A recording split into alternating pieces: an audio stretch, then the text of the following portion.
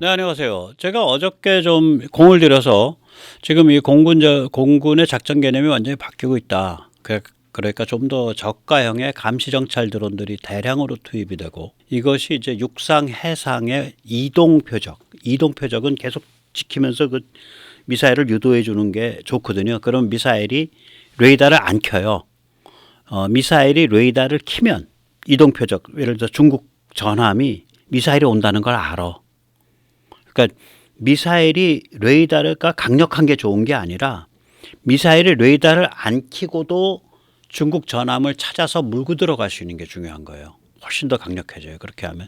이런 걸 할 수가 있다. 그래서 이런 얘기를 드렸었죠. 좀 설명을 드리면, 이게 이제 중국 전함이라고 하면 여기 드론이 떠가지고 얘는 이제 아슬아슬한 공간 혹은 위험한 공간에 있는 거예요. 그러니까 요격 당할 수도 있고, 요격 당하냐 마냐 그 경계선에 있을 수도 있고, 보통 한 200km 이짝 저짝 될 거예요. 거기까지 접근을 해요. 가서 얘를 갖다가 좌표를 식별하거든요. 이 중국 전함의 좌표를 식별하죠. 그래서 그 좌표를 유인 전투기에 보내주는 거예요. 2번. 근데 유인 전투기는 자기도 중국 전함을 볼 수 없고 중국 전함도 자기를 볼 수 없는 숨을 수 있는 숨어가기 공간에서 날아다니고 있는 거예요. 지구가 둥그러니까 예를 들면 뭐 한 300km 밖쯤 되면은 한 4, 5천 m 이하로 날아다니면은 자기도 중국 전함을 못 보고 중국 전함도 자기를 못 봐요. 지구가 둥그렇기 때문에. 그러니까 얘는 중국 전함을 못 보는 상태에서 이 드론이 보내준 좌표로 미사일을 때리는 거라. 그럼 이게 만약에 순항 미사일이다. 근데 뭐 300km를 간다. 그러면은 순항 미사일이라는 게 보통 시간당 한 900km 내지 1000km 가니까 한 15분, 20분은 간다고요. 15분, 20분이면 전함이 빨리 움직였으면은 한 10km, 20km 움직였잖아, 전함이. 그럼 좌표가 달라진 거 아니에요. 그러면 제가 전투기가 이 위에서 떠가지고 있으면은 전함을 보면서 유도를 해줄 수 있는데, 전투기가 숨은 공간에 있으니까 전함을 보면서 유도를 못하죠. 그 미사일 유도를 얘 드론이 해주는 거예요. 그러니까 미사일 자체에 조그만 레이더가 있는데, 미사일은 레이더를 안 켜고 그냥 접근하는 거죠. 미사일은 눈을 달고 있어요. 레이더 없이. 그러니까 전파를 발신하지 않는 EOIR, 적외선을 많이 사용하는 눈을 달고 있어요. 그건 전파 발신 안 해요. 그래서 비능동 센서라 그럽니다. 능동 센서는 레이더나 소나 같이 내가 막 파장을 막 발신해서 그 반사파 들어오는 거 가지고서 판단하는 게 능동 센서고요. 우리가 시청자님들이나 제가 이렇게 뭘 이렇게 볼 때 제 눈에서 또는 시청자님 눈에서 뭐가 이렇게 막 밖으로 뻗어나가는 게 아니잖아요. 밖에서 오는 그냥 물체에서 튀어가지고 반사돼서 들어오는 그 빛의 파장에 의해서 판단하는 거잖아. 감지하는 거잖아. 이런 거를 비능동 센서라 그럽니다. 그러니까 우리의 귀, 우리의 눈, 우리의 혀, 우리의 살갗 이런 건 다 비능동 센서예요. 박쥐의 소나 능동 센서죠. 그건 좀 다르죠. 자, 그러면 미사일이 능동 센서인 레이더를 켜지 않고 비능동 센서인 이 EOIR만 가지고 접근해서 이렇게 딱 물체를 최종 국면에서 확인한 다음에 빵 때릴 수 있으면 이 미사일의 스텔스성이 따블로 올라가요. 그만큼 치명적이라는 겁니다. 그래서 어저께 이런 얘기를 대충 드렸죠. 근데 이제 이거가 육군에도 적용이 되는 세상이 되는 거예요. 그 육군이 완전히 개비를 하게 생겼어요, 지금. 그걸 이제 누가 그런 말을 하냐면은 미 육군 참모총장, 그다음에 영국 합참의장이 그런 얘기를 합니다. 최근에 3월 12일 날 그런 발언을 한 게 있어서 제가 그걸 가지고 좀 말씀을 여쭈겠습니다. 우선 첫 번째 의문이 있죠. 야, 중국이 말이야 드론이라 그러면 중국 역시 양뛰기로 가면 훨씬 더 양이 많은 거 아니야? 훨씬 더 많이 양으로 승부할 수 있지 않아? 예. 그렇죠. 근데 이제 막강한 제조업으로 중국이 이제 막강한 제조업으로 드론을 갖다가 양산을 해서 때리면 오히려 더 이 서방이나 미국이 불리한 게임 아니냐. 근데 우리가 이제 이 허접한 드론은 사냥 대상이에요, 그냥. 예를 들어서 서해 건너오는 중에 대부분 격추될 수 있어요. 한반도 상공 진입해도 그때 한판 붙는 거니까 시민한테 대공포 떨어져 가지고 낙탄으로 시민 다칠까 봐 못 쏜 거지. 하늘에 대고 탄막 깔아버리면 다 격추돼요. 이때 우리가 주목해야 될 진실이 있는데요. 아까 이제 본 그런 저가형 아이스타 드론, 뭐 저가라 그래도 뭐 100억 뭐 이렇게 됩니다. 예, 저가형 아이스타 드론은 공군력 우세, 슈피리어리티, 제가 슈피리어가 아니라 슈피리어리티인데 ITY를 빼먹었네요. 공군력 우세 혹은 공군력 압도, 도미넌스 상황에서만 사용할 수 있어요. 왜 그러냐면 자 보세요. 전함에서 쏠 수 있는 대공 미사일은 아무리 멀리 가도 200km 못 가요. 한 150km밖에. 그런데 얘는 180km, 200km에 떠 있거든. 그럼 대공 미사일이 안 미쳐. 그럼 드론을 잡으려면 전투기가 날아서 가서 요격해야 돼. 공군력, 근데 내가 전투기 띄우기만 하면 격추되네. 상대방한테. 상대방 상대방 유인 전투기에. 내가 공군력이 우세하지, 열세고 공군력에 내가 공군에 대한 제공권, 그러니까 에어 도미넌스가 없어. 그럼 나는 드론을 못 띄우는 거예요. 이런 종류의 아이스타 드론을.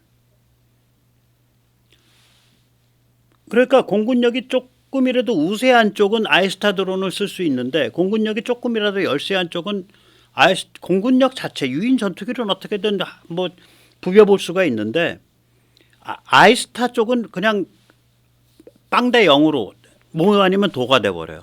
그러니까 중국에는 못 쓰는 거예요. 유인 공군력의 열세기 때문에 못 써요.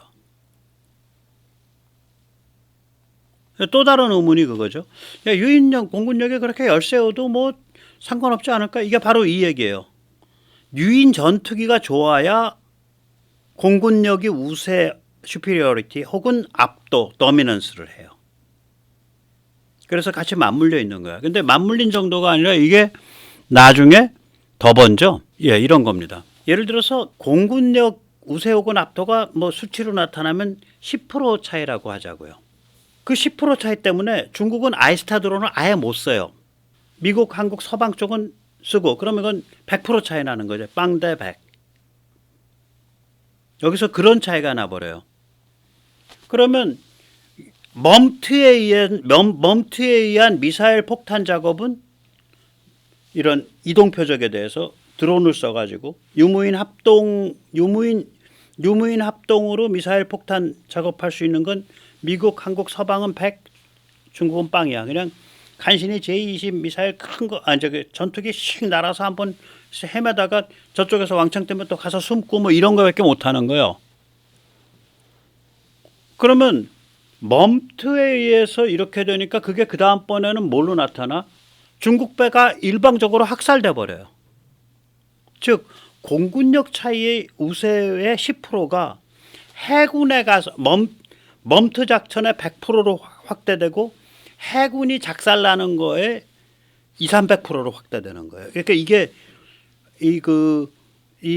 공군력 차이가 그전엔 이런 유무인 합동을 안 할 때는 공군력 차이 10%가 그냥 10%로 끝났어요. 그런 줄 알고 시진핑이가 그렇게 배를 찍어내고 있는 거야. 공군력이 좀 우리가 중국이 밀려도 배 많이 찍으면 되잖아. 그러고 졸라게 찍은 거예요. 그러고 찍고 있는데 그 공군력 차이 10%를 가지고 갑자기 거기에 이런 저가형 아이스타 드론을 가지고 군사작전 개념을 바꿔버리니까 이 10%가 10% 차이 요만한 그 차이가 갑자기 이만하게 다가오는 거예요. 무게가. 그러니까 공군력 차이를 해상 육상으로 확대 증폭시켜 줍니다. 그러면 공군력이 해상 육상의 이동 타겟을 이동 표적을 이게 숨은 공간 속에 숨어 있다가 때리니까 자기 안 드러내고. 그래서 이게 완전히 개념이 좀 바뀌었다는 얘기 그거죠. 그런데 여기서 우리가 이제 퀘스천이지. 야, 아까 말이야. 제가 아까 다시 돌아가겠습니다. 죄송합니다. 아까 여기 음영 공간에 내가 전투기 몰고 숨어 있었잖아. 그 전투기가 아니라 여기가 내 땅이라고 생각해봐. 그럼 내 땅에서 드론 띄워갖고 본 다음에 내가 지상 발사로 때릴 수 있는 거 아니야? 만약에 내 미사일이 멀리만 갈 수 있으면 그게 온 거예요. 그거를 저도 생각하고 있었는데 마침 오커스 관련 세미나가 있었어요. 거기서 이 오커스 관련하고 있는 이 핵심 장성들이 그 얘기를 하더라고. 예, 영국, 미국, 캐나다죠. 오커스가 뭐 근데 거기 이제 오스트레일리아, 영국, 미국, 오스트레일리아 뭐 이런 데죠. 거기 별들이 떴어요. 예, 오스트레일리아, 그 다음에 UK, 그 다음에 그러니까 오스트레일리아, 영국, 미국이죠. 오커스가. 여기 이제 왼쪽 아저씨가 이제 랜디 조지 미 육군 참모총장, 패트릭 샌더스 영국 합참의장이에요. 3월 12일 날 오스트레일리아 캔버라에서 세미나가 있었어요. 이 세미나가 뭐냐면 오커스 제2분과는 무엇을 추구해야 하나. 그러니까 주최자는 CSIS 전략국제연구센터가 주최를 했고요. 이 제1분과는 주로 원자력 잠수함 다뤄요. 오스트레일리아는 이제 미국에서 들여오기로 했고, 미국과 영국은 원자력 잠수함을 공격 잠수함도 있고 전략 잠수함, 핵탄도미사일 쏘는 것도 있고 두 종류 다 갖고 있잖아요. 두 나라 다. 그래서 제1분과가 그런 원자력 잠수함 위주로 다루고요. 제2분과는 그것 빼고 나머지 첨단 비핵무기의 발전과 군사 전략을 다뤄요. 영국에 ICBM은 없으니까. 없죠. 영국이 아마.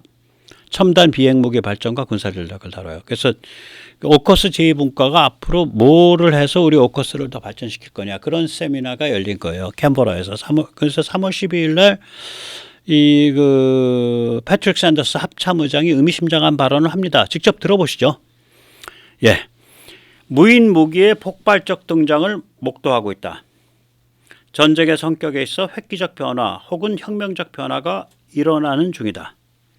이는 우크라 전쟁에서 증명되었다.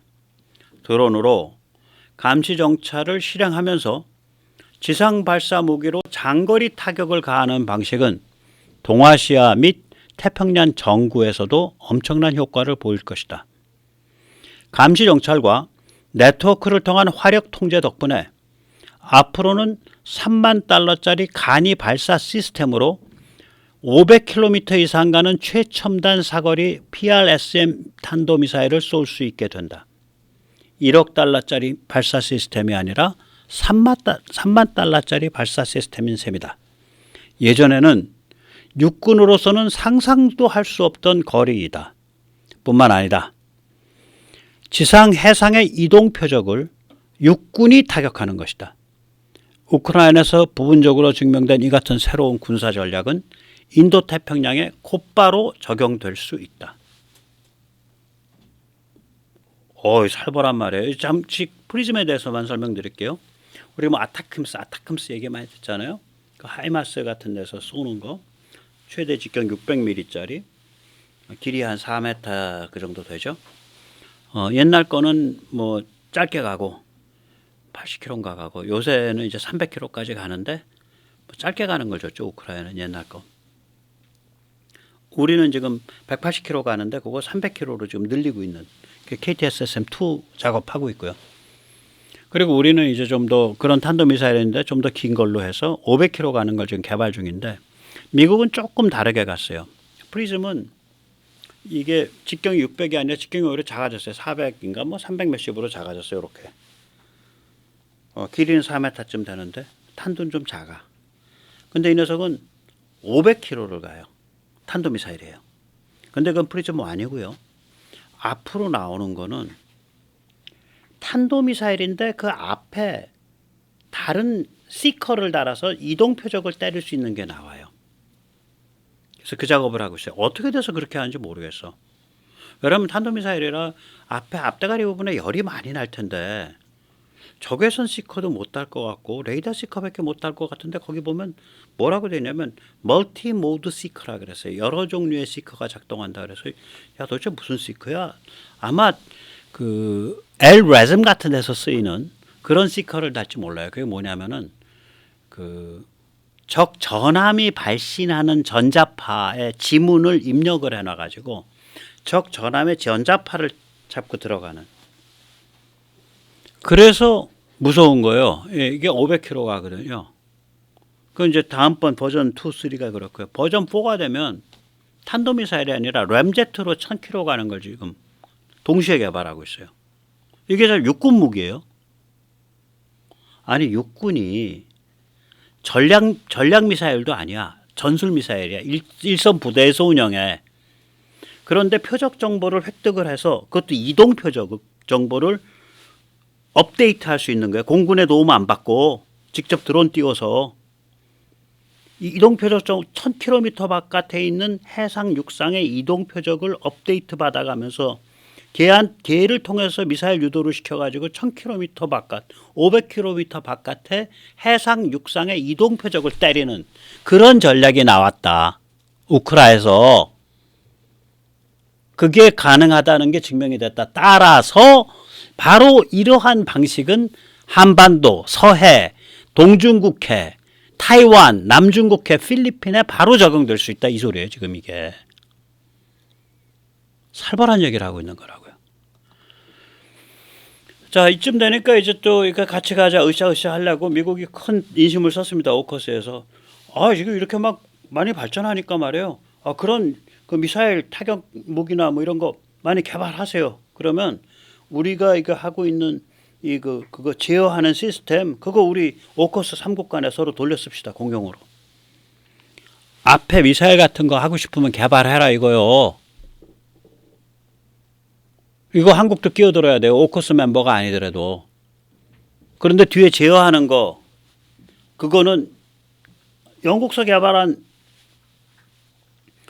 미사일도 미국 제어 시스템에서 돌아가고 미국서 개발한 거가 영국에서 사용하는 제어 시스템에서 돌아가고 그 프로토콜을 맞추는 거죠. 작동 방식을 서로 한국 끼워줄 수 있으면 좋습니다. 그런 얘기 오면 처음 나왔어요 이게. 예. 자, 그래서 이걸 이제 정리를 하면 이렇습니다. 예.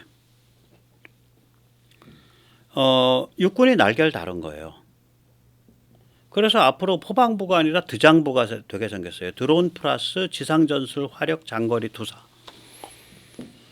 지금 제가 이 시퍼렇게 그려놓은 거 이게 지금 전술 미사일이라고요. 뭐 전략 미사일 현무 2, 현무 4, 현무 5 같은 전략 미사일이 아니에요. 일선 군단에서 결정해서 바로 날려버리는 거예요. 사단에서 결정해서 날리는 거예요. 우리 KTSSM과 현무의 차이가 그겁니다. KTSSM 전술이라고 말하는 순간 얘를 쏠 건지 말 건지는 전술 단위에서 결정하는 거예요. 미사일 전략사령부가 결정하는 게 아닙니다.